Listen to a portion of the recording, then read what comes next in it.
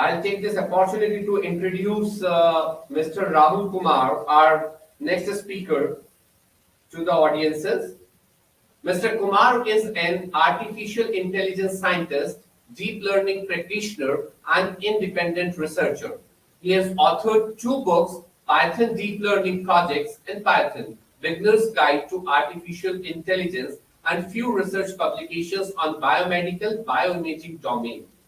Mr. Kumar has expertise in building multilingual NLU systems and large-scale AI infrastructure solutions. He is currently involved in few research topics like making AI explainable using graph and brain-computer interaction. I request Mr. Kumar to take from here. Over to you, Mr. Kumar. Thank you, everyone. Thank you, team, for having me here. And let me quickly share my screen so that I can present. Cool. So yeah, it's an honor to be here, and I'll be presenting this topic called knowledge graph embeddings in the industries.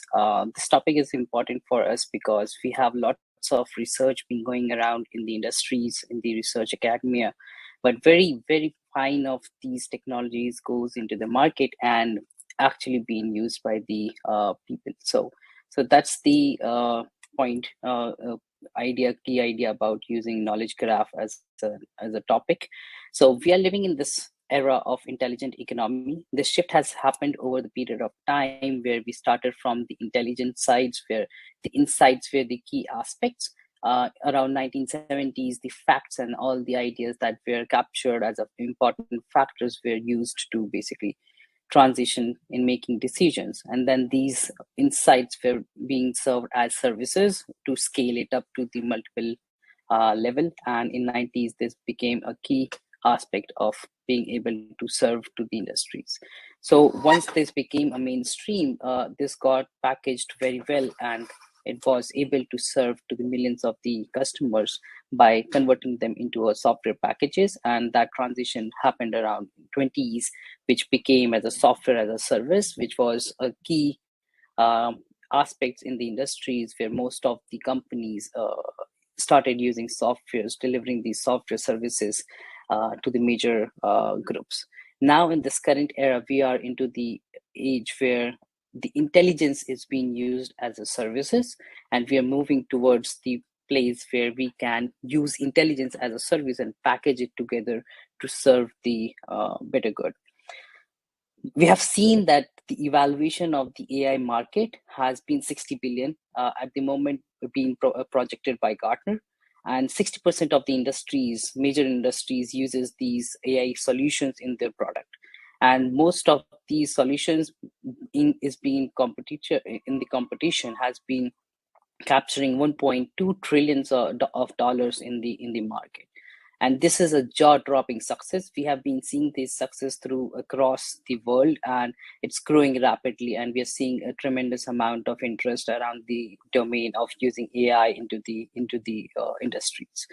But there is a big problem with this success. The problem is that 87% of the time these model fails, and the reason being that we are not able to capture the intent, the problems that we have in our society, being the biasness, being the situations which we are not able to capture, and these models fail. So most of the situations where we are not able to identify if there is a problem in the model, if there is a data which is being hampered or is not correct in terms of having the right kind of nuances to have these models work accurately. So 80% of these models fail. They are not able to predict the situations where we see false negatives being very high. The transactions are being captured to be fraudulent where it was not, because of the user who was using his credit card in a different location because of the traveling. So all these situations which are very much realistic in nature, and the AI solutions that are being driven or developed does not capture these instances, or it takes long amount of time to train these systems to basically understand these factors. So the solution, this might not be the right ultimate solution, but a step towards having a solution where we can build a bulletproof systems around these. And that's why we are presenting knowledge graph paradigm to the industries. So Why knowledge graph is, if you ask? So everything in this universe could be represented in a form of a knowledge graph, being it a protein representation, DNA representation, or being a bank account transaction details where all the users and the addresses and the user information and the transaction information, everything could be represented in a graphical representation. So that's a very natural form of data that could be represented in the systems. So once we have this information in the system, we are able to represent everything that is possibly there in the form of relations between different entities, different information. When we saw a couple of years back, we saw a boost in the technology of deep neural networks, where we had convolutional neural networks or recurrent neural networks into the industries. They've been adopted, but they were super biased in terms of the data is garbage, then the result will also be a garbage. So the tendency of garbage in and garbage out still persists in that situation. How do we do this? We generally convert these data, which we see in a tabular form, in a structured manner. So whenever we talk about having data in the industry, we need to have a very structured data that could be used in some fashion to model any kind of a model. So we generally talk about having this data in a tabular form, and here is an example that I'm showing, which is a very popular data set called Titanic Survivals data set.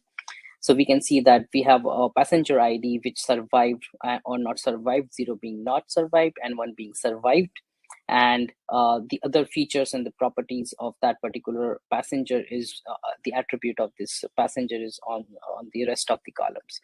So if we select, let's say, the first row of the information, we can represent this information into a graphical form. So here is a small instance, a sub part of a graph, where we say that an ID, a passenger ID being 1, which is this particular instance, is a node in a graph, and another instance, which is another feature, let's say embark, which is valued to be S, is another node, and it's connected to each other as with an edge representation. So that's a very basic form of representation in a graphical structure, where we have 2 edges and they're connected with 2 nodes which are connected with an edge representation. So we have represented this particular instance in a graphical form, saying that fare is a bucketed version of 0 to 10, whereas the real value was 7.29. So we processed that, and I'll talk about that in detail in the coming slides, and so on. So we kind of create these representation, and the key important factor about having this representation is a relationship that needs to be preserved. So what we do here is a triplet kind of a representation, where we have 3 components: head, tail, and a relationship. So if we see this representation, node PID is related to node S with an edge called embarked. So this is a relationship which is preserved in a graphical format, and this is the important thing, that is the most element thing that we need to preserve in a graphical format, which helps us to even build more deeper and contextually representation, like a deeper representation. So let's see how we use graph in the Appare, in our product as a pipeline. So we create nodes and edges and take this raw information, and we process it into its natural form by filling the missing data points, or we do a bucketing of numerical numbers, numerical features, or categorical features. So we process the categorical features in a different way and a numerical feature in a different way. The reason being is that categorical features could be directly represented as a node representation in the graph, but numerical features are rich in context as an attribute to the given node. So we take the categorical feature and create it as an edge representation source to target, and we take the numerical feature as a node representation, which adds to the attribute of all the nodes in the graph. And once we combine this representation, and we create a graphical format which is very rich in nature, because it preserves all the triplets of the relationships inside the given data set.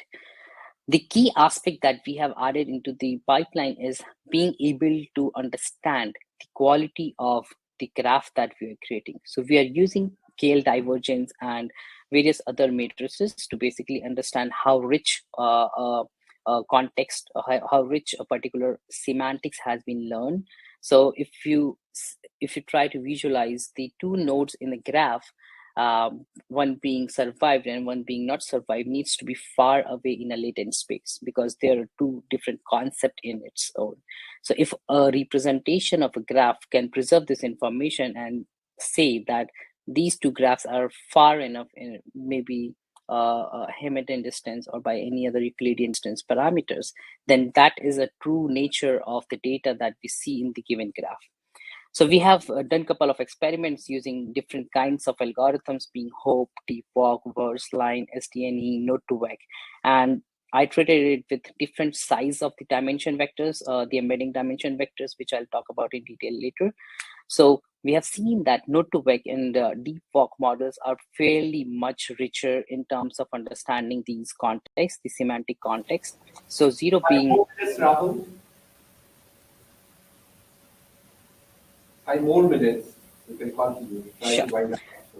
Sure. So we see this nature of being covering zero to be the much closest to the representation, and one to the farthest representation.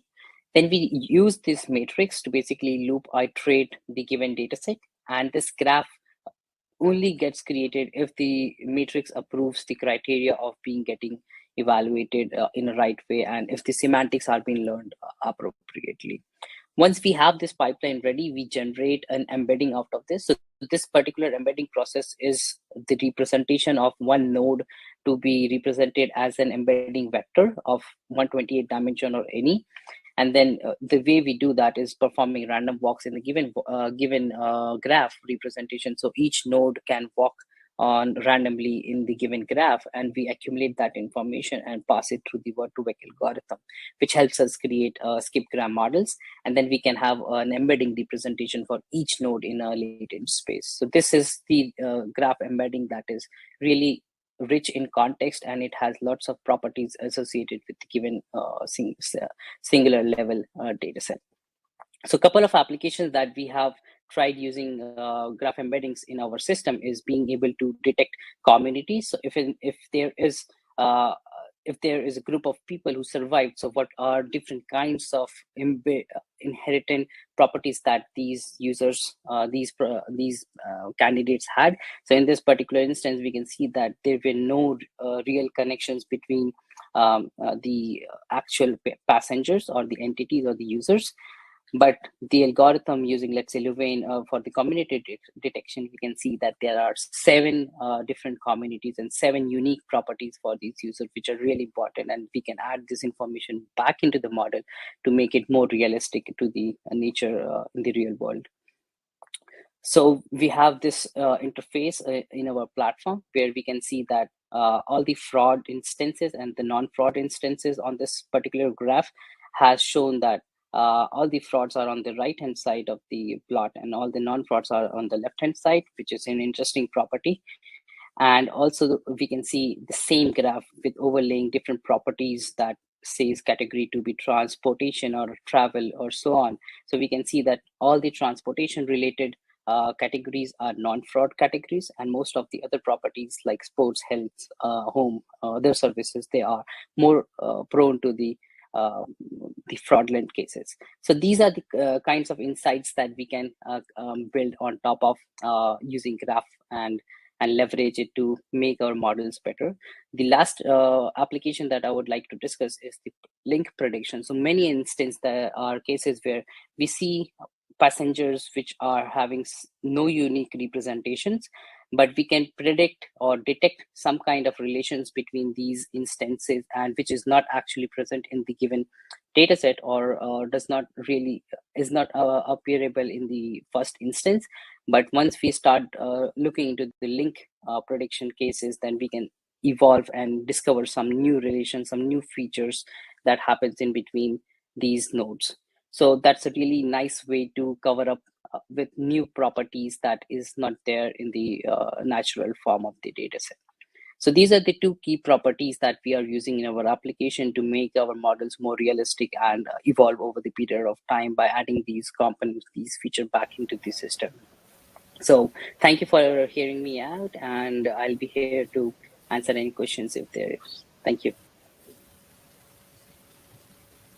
Thank you, Rahul. It was very, very enlightful and insightful presentation.